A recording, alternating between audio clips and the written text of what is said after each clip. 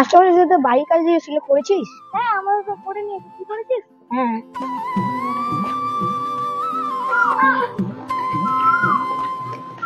আরে আকাশ রূপা, কোথায় যাচ্ছিস তোরা? তুই জানিস না আমরা স্কুল যাচ্ছি, তুই কি যাবি? হ্যাঁ, আমিও যাবো। তো তোরা তো গরিব, তোরা তোরা কি স্কুলে ভর্তি হতে পারবি? অনেক টাকা খরচ লাগবে।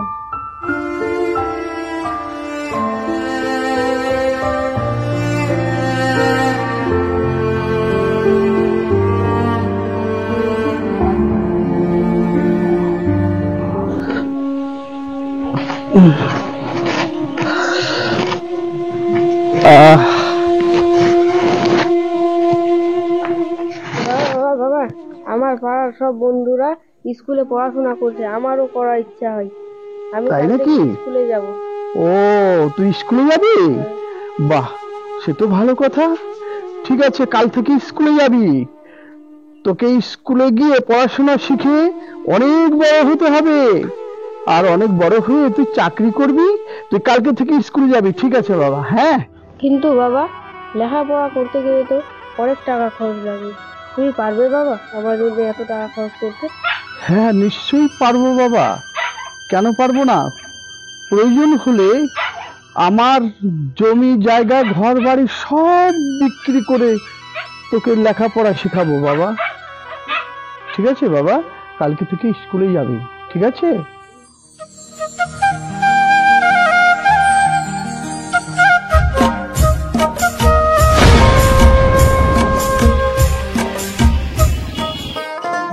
বাবা বাবা, আমি উচ্চ মাধ্যমিকে ফার্স্ট ডিভিশনে পাস করেছি বাবা। বাবা, আমি কলকাতায় গিয়ে ইঞ্জিনিয়ারিং নিয়ে পড়তে চাই বাবা। বাহ, তুই ফার্স্ট ডিভিশনে পাস করেছিস? হ্যাঁ বাবা। বাহ বাহ বাহ, সে তো ভালো কথা। তুই কলকাতায় যাবি? হ্যাঁ। কলকাতায় গিয়ে পড়াশোনা করতে চাস? সে তো অনেক খরচ রে বাবা, অনেক খরচ। কিন্তু আমি জানি বাবা, জানি তুমি এই কথাটাই বলবে। আচ্ছা বাবা, তুমি কি চাও না আমি বড় মাপের কোন একটা চাকরি করি? বাবা, এক সময় তো তুমি আমাকে বলতে যে আমার জন্য বলে সবকিছু করবে, আমার স্বপ্ন পূরণ করবে। তাহলে আজকে কেন বাধা দিচ্ছ বাবা? আজকে আমি আমার স্বপ্ন পূরণ করতে চাইছি আর তুমি খরচের কথা চিন্তা করছো। ছি বাবা, ছি। তুই ঠিক বলেছিস, তুই যখন চাইছিস, ঠিক আছে, আমার বাড়ির দক্ষিণ পাশে যে জমিটা আছে বিক্রি করে তোকে কলকাতা পড়াশোনার খরচের জন্য আমি তৈরি করছি। সত্যি বলছো বাবা? এই দেখো আমার বাবা কত ভালো। বাবা, তুমি একদম চিন্তা করবে না। যখন কোনো আমি একটা বড় মাপের চাকরি পাবো, দেখবে আমাদের যত ঋণ আছে আমি সব শোধ করবো বাবা, সব শোধ করবো, দেখে নিও তুমি।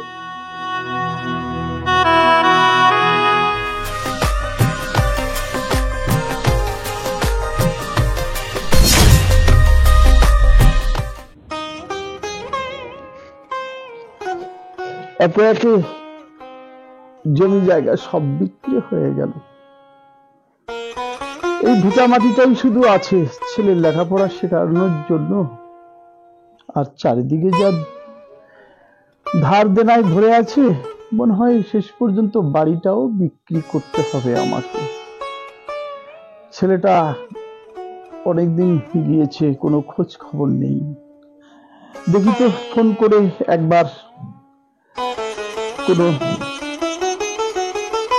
যোগাযোগ হচ্ছে কিনা।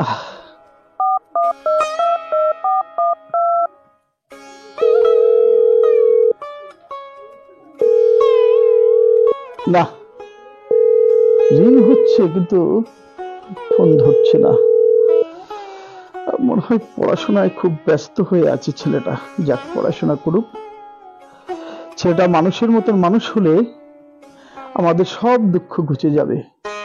ছেলেটা তো আগে মানুষ হয়ে বাড়ি আসুক।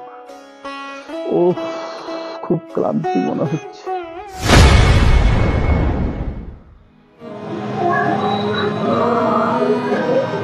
না, আর কোথায় যাই? ছেলেটার খোঁজ করতে করতে আমার আর ভালো লাগে না। অনেক জায়গায় খুঁজলাম, ছেলের যত বন্ধুদের কাছে,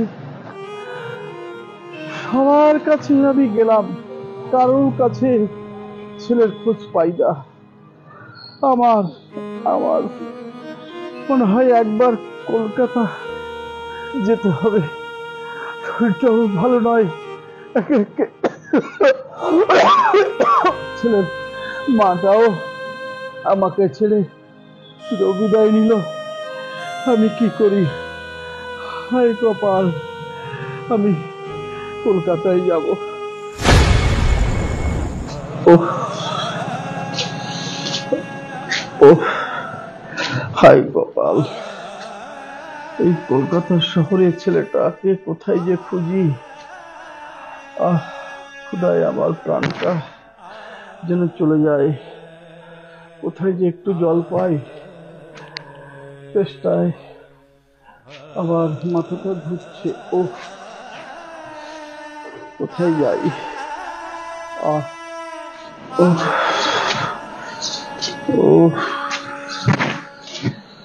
ও বাড়িতে কেউ আছেন মা? আমাকে এক গ্লাস জল দিবেন? আসুন, ভিতরে এসে বসুন, আমি এক্ষুনি আপনার জন্য জল এনে দেব। আহ আহ ও ও এই যে নিন বড় বাড়ি। আপনার জন্য জল। ও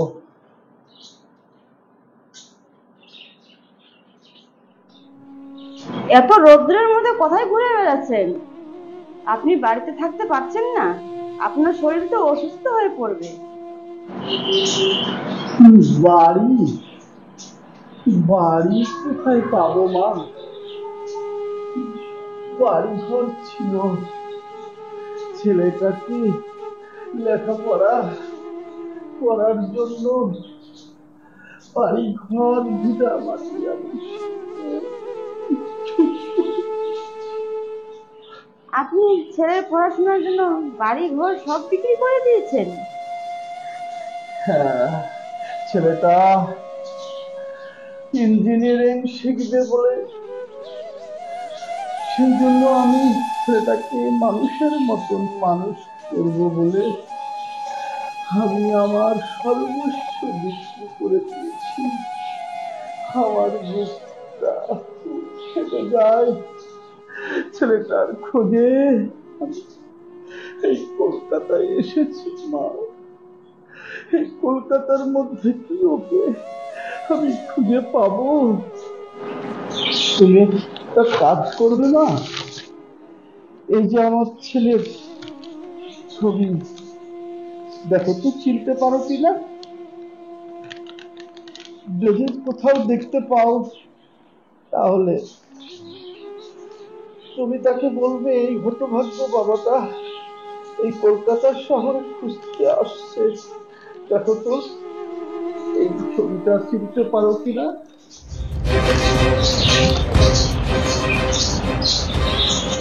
এটাই আপনার ছেলে? সে কি? আমার আবার ছেলেটাকে কিছু যেতে হবে, আমি আসছি না। আপনি বসুন বসুন, আপনি বসুন।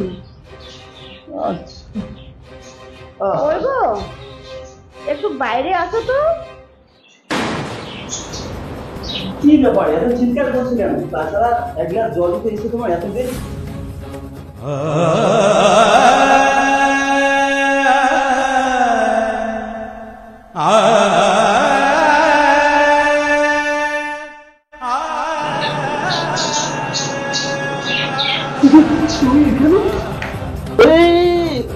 ছাড়ুন, এইভাবে গায়ের পর উঠে পড়ছেন কেন?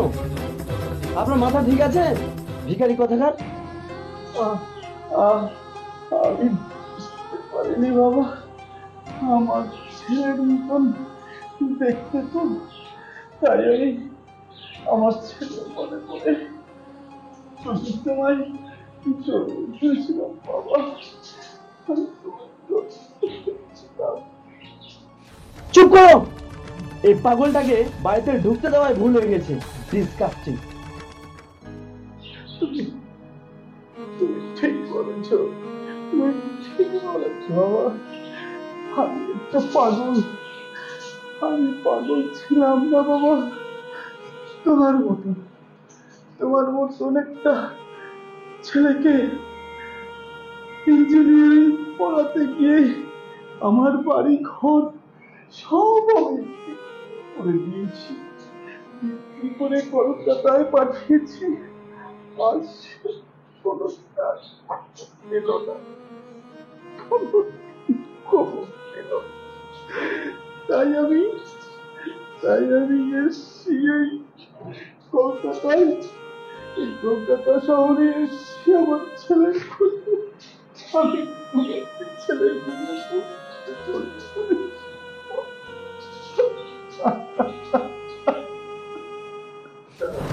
কি গো, তুমি কি সত্যি এই লোকটাকে চিনো না? না না, আমি সত্যি এই মানুষটাকে চিনি না। ছি, আমার ভাবতেও ঘৃণা হচ্ছে যে একটা তোমার মতো মানুষকে আমি বিয়ে করেছি।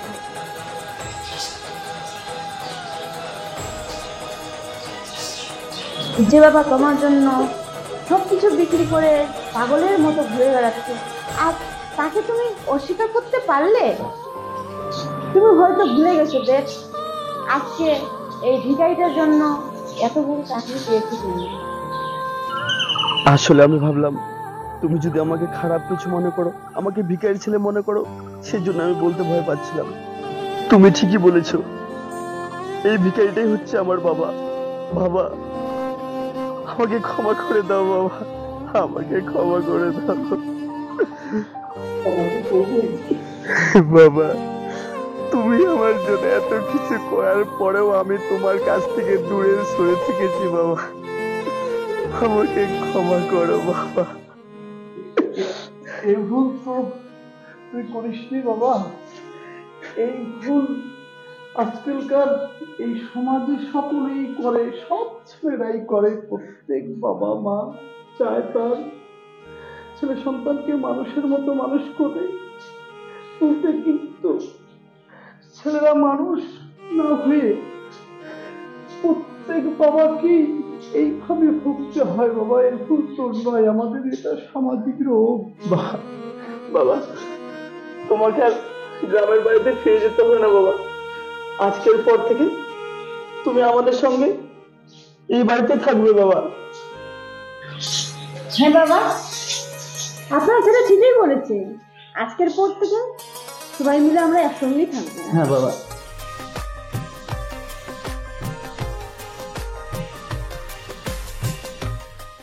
এইরকম শর্ট ফিল্ম তোমরা যদি আরো দেখতে চাও তাহলে অবশ্যই আমার চ্যানেলটিকে সাবস্ক্রাইব করে আমার পাশে থাকবেন। আর হ্যাঁ, লাইক শেয়ার কমেন্ট করতে একদম ভুলবেন না।